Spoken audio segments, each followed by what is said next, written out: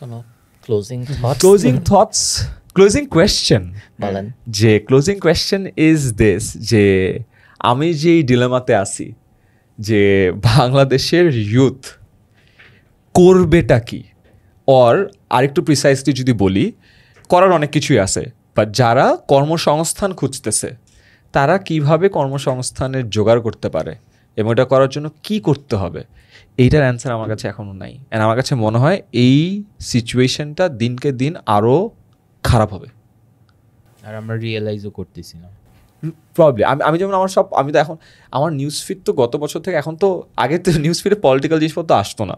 80% ওয়াজ আমার like football, আমার friends, content creator, যেটা হয়েছে আমি কন্টেন্ট ক্রিয়েটার, আমার বন্ধু বান্ধব, জুনিয়র, এই জিনিস আসে। এখন উল্টা হয়ে গেছে, 80% পলিটিক্যাল জিনিসপত্র আসে, 20% আমি এটা সরাই ফেলছি। বাকিদের এটা আসে।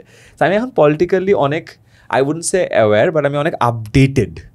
But I always look for this question যে তোমার ইশতেহারে বা তোমার এজেন্ডায় প্লিজ এটা বলো, বাংলাদেশে ইউথ অনেক বেশি, 50% of the population is youth, কীভাবে এমপ্লয় করতেছো, ওরা টাকাটা কামাবে কেমনে?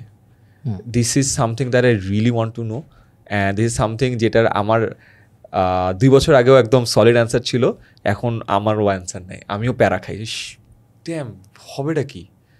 This is the question.